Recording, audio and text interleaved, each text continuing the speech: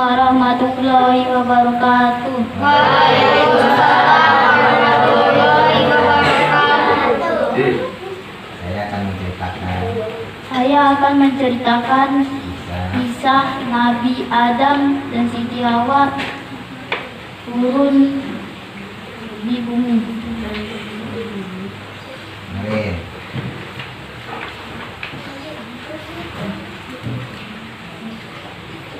Nabi Adam dan Siti Hawa turun di bumi karena memakan buah kuli dari godaan setan atau iblis yang berbentuk ular.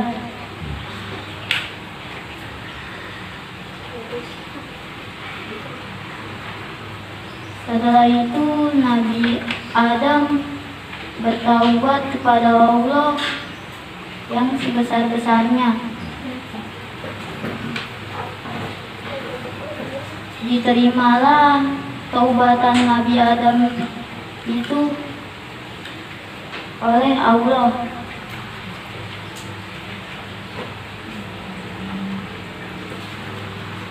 Allah memberi hukuman kepada Nabi Adam dan Siti Hawa untuk turun ke bumi.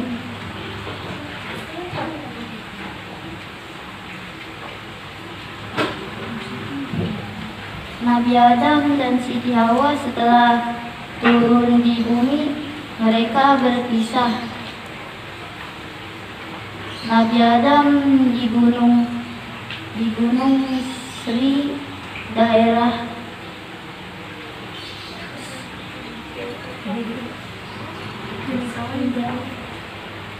Sri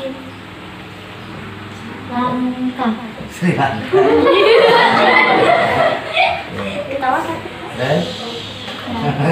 Sedangkan Siti Hawa di daerah Arab. Nggak kebalik.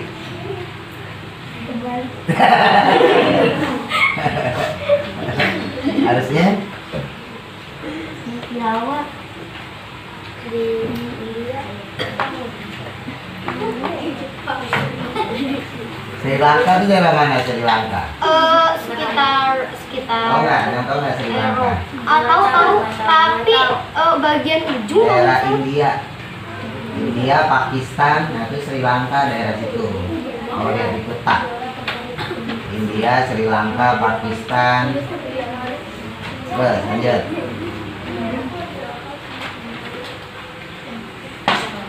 Setelah 40 hari, Nabi Adam dan Siti Hawa pun bertemu.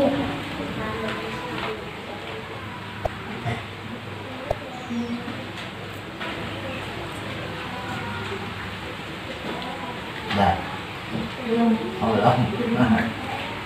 Setelah itu, Nabi Adam dan Siti Hawa memulai hidup baru sebagai manusia biasa.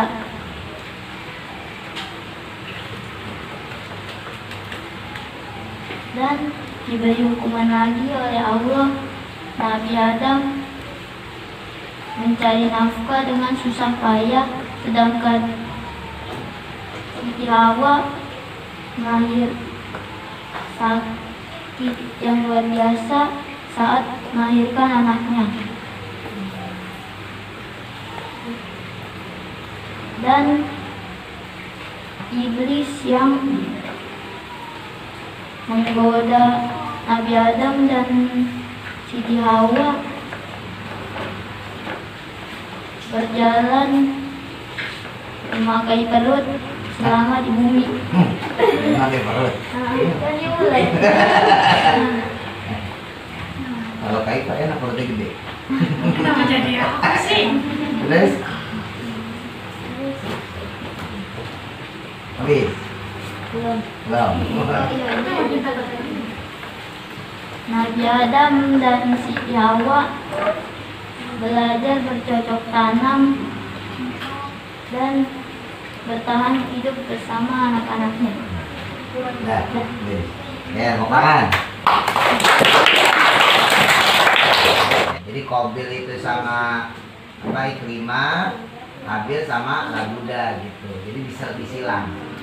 Cuman di antara mereka si Habil, si Qabil nggak terima dia. Akhirnya dia tetap pengen menikahi pasangan kembarannya sendiri karena Ikrimah lebih cakep.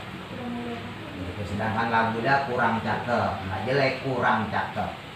Akhirnya karena tidak terima, kemudian diberikanlah perintah oleh Allah untuk mempersembahkan, ya, untuk berkurban, untuk mempersembahkan. Karena si Qabil ini dia itu dulu tukang petani, nah maka dia mempersembahkan gabah-gabah atau hasil tanamnya. Cuma sayangnya tanamnya yang jelek-jelek.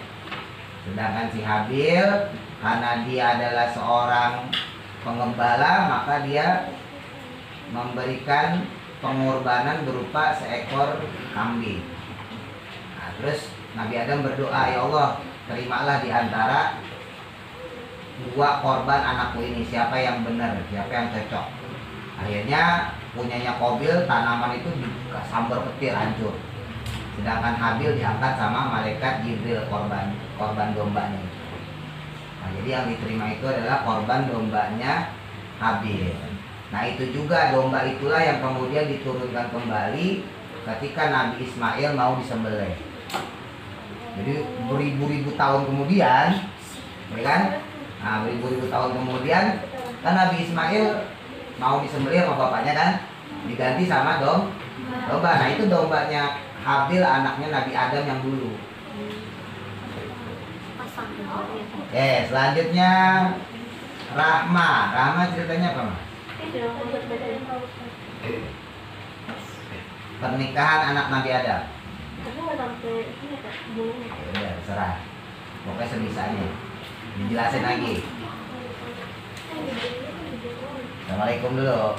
Assalamualaikum warahmatullahi wabarakatuh. Waalaikumsalam.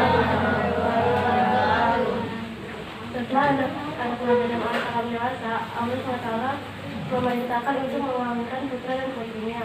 Habil dikawinkan dengan Labuda, adik Habil, sedangkan Habil dikawinkan dengan Ikrimah, adik Habil. Saat anak-anak Nabi Adam alaihissalam menikahkan, Habil protes kepada Nabi Adam alaihissalam, mengapa bukan aku yang menikahi Ikrimah? Habil merasa bahwa dirinya itu sangat tampan dan Ikrimah cantik. Tetapi Nabi Adam alaihissalam khawatir akan sikap kerasnya Habil kepada Allah SWT. Nabi Adam alaihissalam meminta solusi dan jawaban kepada Allah SWT.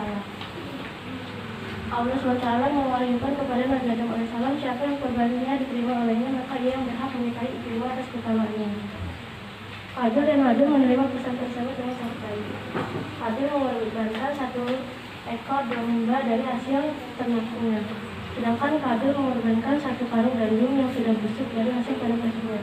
Lalu Habil dan Habil membawa korban tersebut ke atas bukit dan ditinggal dari kejauhan. Dan ada api besar datang dari langit menyambar korban milik Habil. Musnah seketika korban milik Habil, sedangkan korban milik Habil tidak tersentuh sedikitpun oleh api. Habil sedih berada di dalam hatinya. Tetapi Nabi Adam alaihissalam tidak mengetahui apa yang ada di dalam hati Habil. Suatu saat ketika Nabi Adam alaihissalam akan pergi dari rumah, Nabi Adam alaihissalam berpesan kepada Habil untuk menjaga adiknya.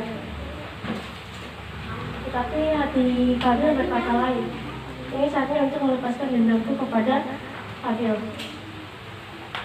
Lalu Habil datang ke ternakan milik Habil. Aku datang ke sini untuk membunuhmu, Habil. Apa salahku, wahai saudaraku, sampai kau ingin membunuhku? Karena korbanmu itu diterima oleh Allah SWT, sedangkan korbanku ditolak. Maka engkau akan menikahi Ikrimah, saudara kembarku. Jangan terburu-buru, wahai saudaraku, mempertahankan anak kita adalah ajakan iblis. Habil berusaha untuk menyadari kakaknya dengan mengulang ayatnya keluarnya Nabi Adam alaihissalam dan Siti Hawa berpisah. Udah, wis. Udah. Lanjutannya gimana? Ada yang tahu nggak? Enggak. Akhirnya Habil itu dibunuh. Iya, dibunuh sama Qabil. Kan Qabil nggak terima nih. Kan karena korbannya si Habil ya kan, yang tadi diceritain Rahmat tuh. Karena diterima sama Allah, sedangkan si Qabil nggak diterima, akhirnya dia cemburu. Dia nggak terima, akhirnya si Habil itu dibunuh. Nah, ketika dia dibunuh, Ini si Qabil bingung, wah ini gimana caranya supaya bapak saya Nabi Adam nggak tahu. Maka kemudian si Qabil tengok, dia melihat ada burung gagak. Ada burung gagak berantem sama burung gagak lain, sama temennya berantem. Lalu salah satu burung gagak itu jatuh, mati. Nah dilihat tuh burung gagak habis ngebunuh temennya tuh, dilihatin sama Qabil. Nah, tidak lama kemudian burung gagak itu mendekati temannya itu, terus di sampingnya digali tanahnya tuh. Nah, digali tanahnya, kemudian si burung gagak temannya yang mati itu dimasukin ke dalam pakai paruhnya, pakai mulutnya dimasukin ke dalam tanah itu, dikubur. Nah kata Qabil, oh berarti begini supaya saya nggak ketahuan telah membunuh saudara saya si Habil. Makanya kemudian mencangkul tanahnya, kemudian dimasukkan nasi Qabil sini. Jadi pertama kali peristiwa pembunuhan itu adalah ketika Qabil membunuh Habil, ya.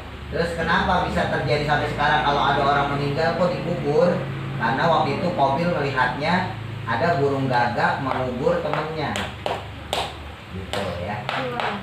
Makanya adat kita kalau ada orang meninggal dikubur atau dibakar? Dikubur, masukin ke dalam tanah. Karena manusia terdiri dari tanah, diciptakan dari tanah, nanti juga kembalinya kepada tanah. Udah ya, Ma ya? Ya, tangan pertama. Panjang. Ini kisah tentang Nabi Idris. Kemudian, Assalamualaikum warahmatullahi wabarakatuh. Nabi Idris adalah manusia yang punya wajah malaikat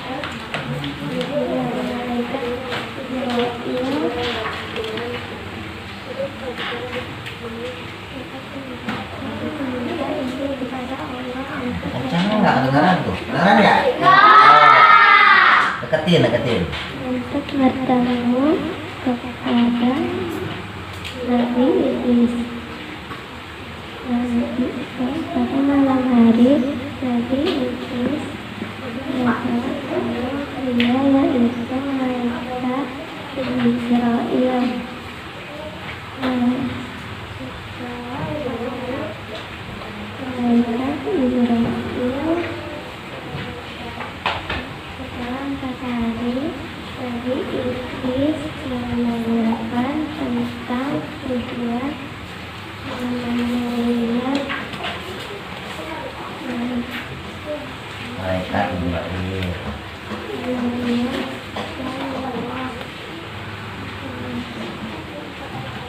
Kedengeran nggak? Nah, kenceng deketin. Terus Malaikat Israel nggak harus sesuai sama yang kalian tulis.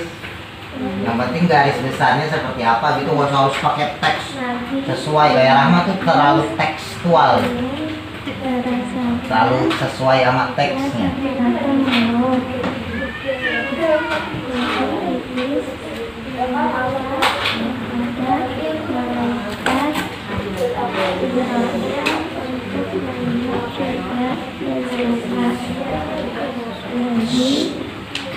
Malaikat Ibrahim meminta izin kepada Allah. Nabi Idris langsung pingsan ketika melihat neraka, dan Nabi Idris pergi ke surga. Nabi Idris harus pingsan ketika melihat surga.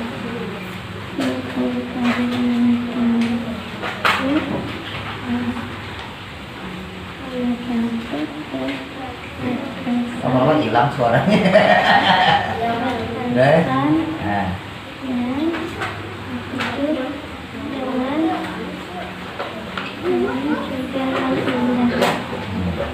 Udah, habis.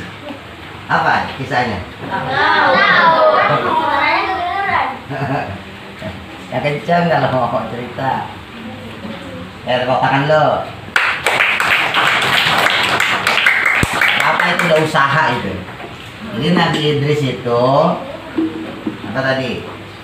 Dia itu bersahabat dengan malaikat Israel. Malaikat Israel itu malaikat apa? Malaikat pencabut nyawa. Pencabut nyawa, ya. Nah, dia bersahabat dengan malaikat Israel. Pas ditampakin aslinya kaget dia. Oh, ternyata serem banget malaikat Israel. Itu Nabi aja takut, apalagi kita ntar. Nabi kan hitungannya udah dapat wahyu dari Allah ya, masih takut apalagi ntar kita. Nah, tapi malaikat Israel ini bersahabat dengan Nabi Idris ini baik. Dia tujuannya pengen menjadi teman akrab gitu. Akhirnya diajaklah malaikat Israel Nabi Idris ini oleh malaikat Israel untuk jalan-jalan ke langit, bahkan sampai ke surga kemana-mana gitu. Wah, indah banget. Nah, satu ketika kemudian malaikat Israel ngajak lagi jalan-jalan. Boleh deh aku jalan-jalan lagi sama Nabi Idris. Kemudian diajaklah Nabi Idris sama malaikat Israel jalan-jalan. Nah, kali ini ketika masuk ke dalam surga, Nabi Idris pura-pura sendalnya ketinggalan di dalam surga. Maka ketika diajak masuk lagi ke dalam, Nabi Idris gak mau keluar.